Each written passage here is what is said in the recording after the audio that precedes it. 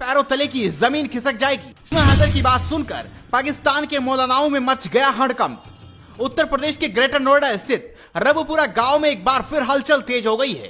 पाकिस्तान से सचिन के प्रेम में पड़कर नेपाल के रास्ते भारत आने वाली सीमा हैदर की पूरी कुंडली खंगारी जा रही है। पिछले 3 दिनों से सीमा से पूछताछ की गई। सीमा के साथ साथ सचिन मीणा और उसके पिता नेत्रपाल से भी पूछताछ की गई। यूपी एटीएस की ओर से पिछले 3 दिनों से लगातार सीमा हैदर से पूछताछ की गई है। इसी दौरान यूपी एटीएस को सीमा हैदर के पाकिस्तानी खुफिया एजेंट होने का कोई ठोस सबूत नहीं मिल पाया। पूछताछ के बाद सीमा का दर्द छलका। उसने सचिन के घर वापस लौटने के बाद मीडिया के सामने कहा कि मैं पाकिस्तान वापस गई तो मर जाऊंगी, पाकिस्तान में मेरी मौत निश्चित है। मेरी वहाँ जिल्लत की मौत है। मैं यहाँ आ गई, यहाँ इतने दिन गुजारे हैं, वहाँ मेरी जिल्लत की मौत के अलावा कुछ नहीं, कुछ भी नहीं। मेरी जिल्लत, वहाँ के मुल्ला, कटर मुल्ला, आम लोग सब मुझसे नफरत कर रहे हैं। और आप नहीं जानते कितना बुरा हशर होगा मेरे साथ, और मेरे साथ तो होगा, मेरे बच्चों के साथ भी। यहाँ की जेल में फिर भी इनको अच्छी जिंदगी मिलेगी, वहाँ पाकिस्तान में इनके लिए बहुत खतरनाक, बहुत बुरा होगा इनके साथ। आप इस बात का अंदाजा भी नहीं लगा। मैं रह के आई हूँ, मैं देख के आई हूँ, मुझे पता है। और यही वजह थी कि वहाँ मैं खुल के, मैं हिंदू धर्म में तो पिछले 1 साल से थी, कभी खुल के मैंने कोई बात ना करी। अगर सचिन की बात कभी किसी को थोड़ी भी पता लग जाती ना, पाकिस्तान के हिंदू से इतनी मोहब्बत करती हूँ, तो शायद मैं यहाँ तक आने के काबिल ही ना बचती। नहीं सर, वो गुलाम मुझे रखेगा भी नहीं, वो जान से मार देगा मुझे, मेरी बेटियों को जिंदगी खराब हो जाएगी। ऐसा क्यों कहा जा रहा है? जब मैं, सचिन मेरे पति हैं, मैं यहाँ की बहू बेटी बनना चाहती हूँ। मुझे पे जितना कानून लगाया जाए मैं सहने को तैयार हूँ। जितने कानून लगाएंगे, मैं कानून के खिलाफ थोड़ा भी ना जाऊंगी।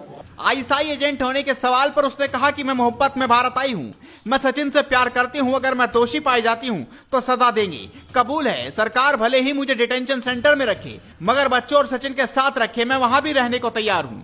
सीमा हैदर ने एक बार फिर पीएम नरेंद्र मोदी और सीएम योगी आदित्यनाथ से गुजारिश की है कि उसे भारत की नागरिकता दी जाए। उसने दुबई जाने के सवाल पर कहा कि मैं कनेक्टिंग फ्लाइट होने के कारण दुबई गई थी, मैं तो काठमांडू के लिए निकली थी। नेपाल में होटल मैनेजर की ओर से लगाए गए आरोपों पर सीमा ने कहा कि वो झूठ बोल रहे हैं, मैंने वहां पर अपने पति का नाम सचिन ही बताया था। सीमा ने साफ तौर पर कहा कि अब मैं पहले हिंदू हूँ, पाकिस्तान भेजे जाने की स्थिति में वहां मेरी जान को खतरा है। सीमा ने दावा किया कि आप इंतजार करिए, जल्द ही सच सबके सामने आ जाएगा। जासूस होने के आरोपों को उसने पूरी तरह से खारिज कर दिया। सीमा हैदर ने भारत आने को लेकर कई खुलासे किए। उसने कहा कि मैंने पाकिस्तान में अपने घर को बेचकर पैसे जुटाए हैं, यूट्यूब पर भारत आने के तरीकों के बारे में जाना, पाकिस्तान से यूएई गई, वहां से नेपाल आई, नेपाल से ग्रेटर नोएडा तक का सफर तय किया। मैं वापस पाकिस्तान नहीं जा सकती, वहां पर हमारी जान को खतरा है। सीमा मामले में एटीएस ने विदेश मंत्रालय के अधिकारियों से भी बात की है। सीमा ने मीडिया के सामने कहा कि मैंने एटीएस के सामने सब सच बता दिया। भाई के सेना में शामिल होने पर कहा कि वह पहले कराची शहर में मजदूरी किया करता था। पिछले साल उसने सेना में सिपाही के पद पर ज्वाइन किया है। वह सेना में एक छोटा सा सिपाही है। सीमा ने कहा कि इसके बाद एटीएस ने बताया देश को ऐसा सच जिसे सुनकर घूम जाएगा आपका दिमाग। 2 दिन की पूछताछ के बाद सीमा हैदर को एटीएस ने सचिन के घर भेज दिया है। एटीएस ने सीमा हैदर से पूछताछ की वीडियो को एनआईए को भी भेजा है। एटीएस सीमा हैदर के किसी भी जवाब से सहमत नहीं है। सीमा हैदर ने एटीएस के सामने कई ऐसे चौंकाने वाले खुलासे किए जिसे सुनकर पूरा देश दंग रह गया। सीमा से पूछताछ के बाद एटीएस ने अब जो राज खोला है उसे सुनकर हर कोई दंग है। एक रिपोर्ट की माने तो सीमा हैदर ने नेपाल से भारत आने के लिए पोखरा से बस पकड़ी। सीमा हैदर ने इस दौरान अपनी सीट बुक कराने के लिए अपना नाम प्रीति बताया। यानी एक बात तो तय है कि सीमा हैदर के पास प्रीति नाम से भी कुछ अवैध कागजात हो सकते हैं। जिस बस को सीमा हैदर ने बुक कराया उसके मैनेजर का कहना है कि जब सीमा से आईडी कार्ड दिखाने को कहा गया तो उसने बड़े आत्मविश्वास के साथ कहा वो हिंदुस्तान से हैं और उनके पास आधार कार्ड है। हालांकि सीमा हैदर जासूस है या नहीं, एटीएस के 2 दिनों की पूछताछ में इसका कोई भी सबूत हाथ नहीं लगा।